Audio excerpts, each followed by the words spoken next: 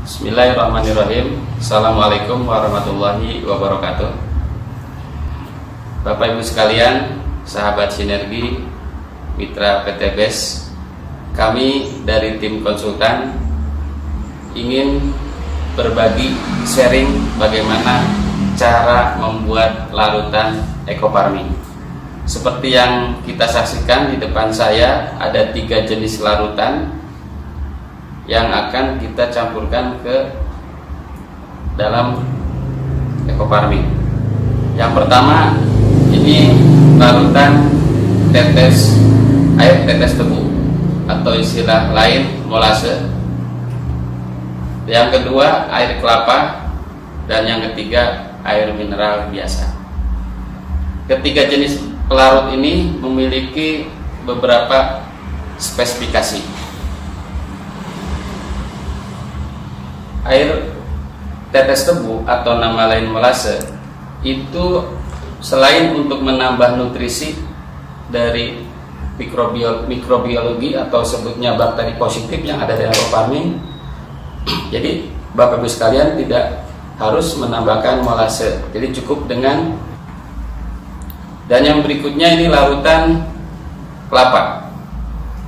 Larutan kelapa ini selain sebagai pelarut juga memiliki spesifikasi lain, yaitu bisa menambah daya maksimal daripada larutan biofarming karena di dalamnya banyak nutrisi atau mineral yang ada dalam kandungan air kelapa itu sendiri. Dan yang ketiga itu air biasa. Ini yang sudah umum dilakukan oleh Bapak Ibu sekalian dalam melarutkan ekofarming. Namun di sini untuk air biasa tidak ada kelebihan lain sebatas hanya pelarut. Kita perhatikan, ini sambil contoh. Untuk ekofarming yang akan kita larutkan, ini bentuknya, kita buka. Boleh berdiri nih. Nah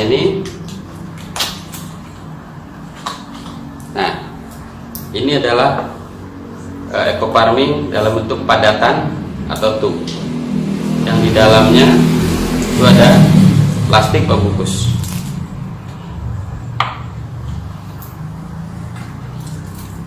Ternyata di dalam tub ini juga dalam kemasan ada buku petunjuk untuk penggunaannya, baik kebutuhan jenis tanaman maupun dosis standar yang ada dalam brosur ini.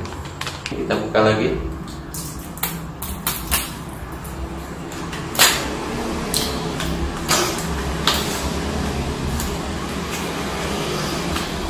Ya, sama juga.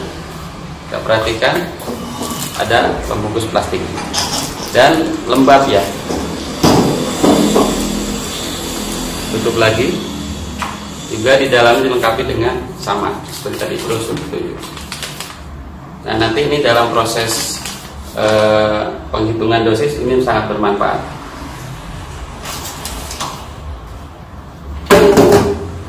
Mari kita langsung saja tata cara pembuatan larutan, mulai dari larutan tetes tebu ya.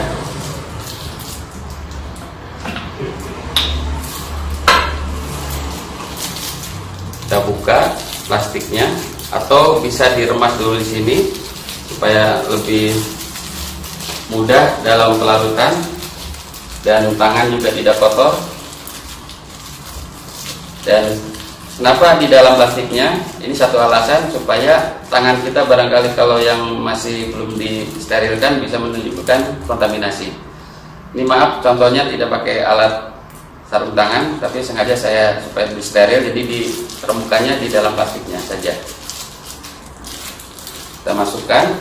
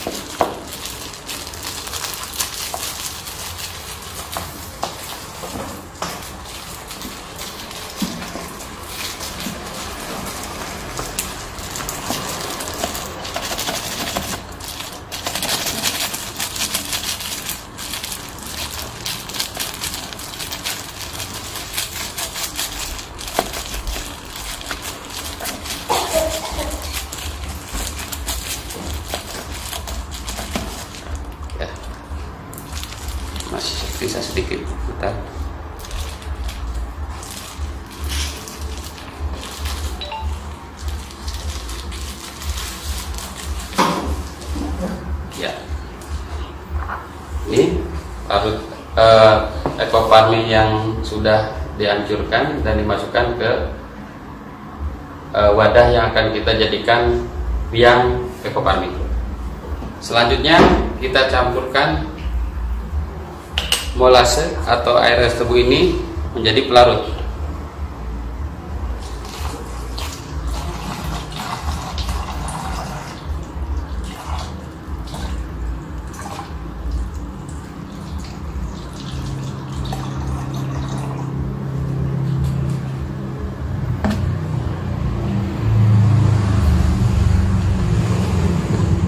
Perlu diketahui juga isi normalnya ini 600 ml, sementara saya asumsikan posisi di sini berarti sekitar setengah liter. Jadi kalau 2 hitung ditambahkan 1 liter.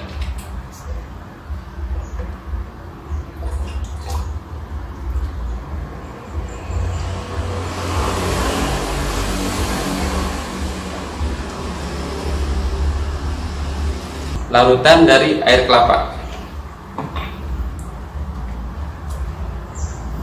Ini masih ya posisinya seperti yang tadi dilakukan, karena tangan saya ini perlu diremas ataupun dihancurkan di dalam plastik supaya tidak terjadi kontaminasi.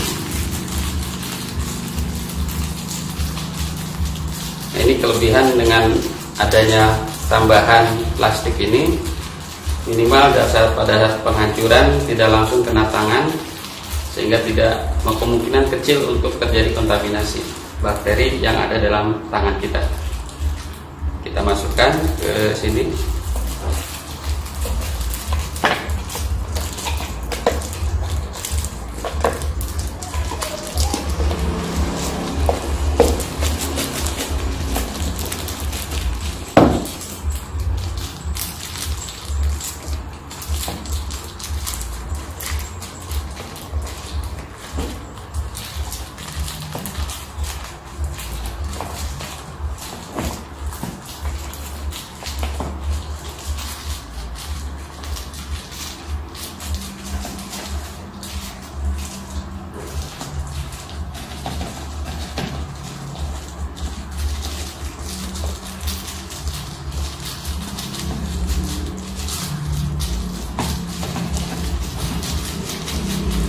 Memang karena lengket jadi agak lumayan untuk memasukkannya, tapi nggak masalah, yang penting bisa masuk semuanya dengan ukuran yang sama. Kita tutup.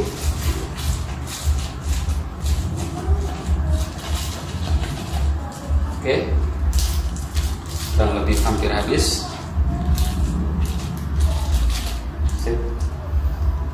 Kemudian ini hasil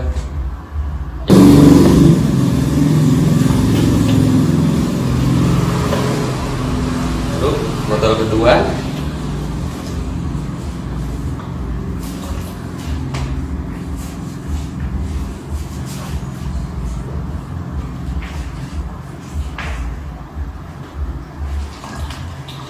Kita petak sedikit supaya ampas bisa langsung masuk.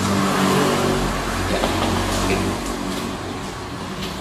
selesai untuk pembuatan larut biang ekoparmin, larutan biang ekoparmin dengan bahan pelarut air kelapa, dan proses penutupan harus rapat juga, kemudian diaduk. Ini hasil yang sudah jadi biang ekoparmin dengan pelarut air kelapa. Kita lanjut berikutnya untuk pelarutan dengan air mineral atau air biasa. Air biasa kita hancurkan dulu supaya lebih memudahkan.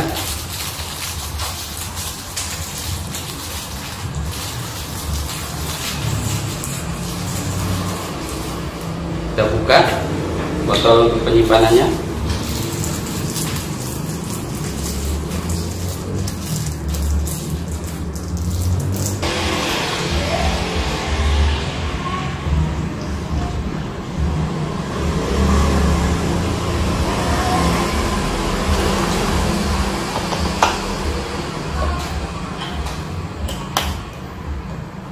kedua.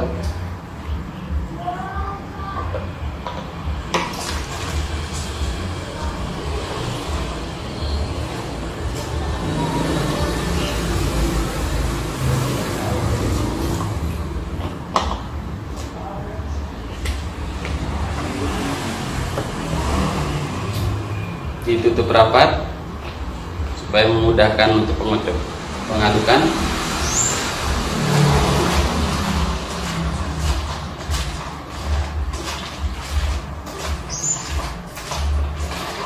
Inilah larutan yang sudah jadi dengan pelarut air mineral biasa. Kita taruh di belakang ininya supaya kelihatan perbedaannya, mungkin karena reaksi dengan beberapa pelarut yang berbeda.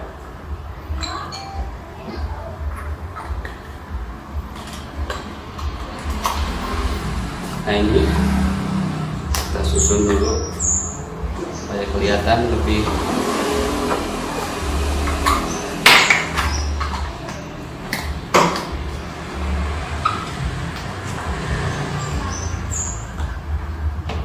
satu lagi.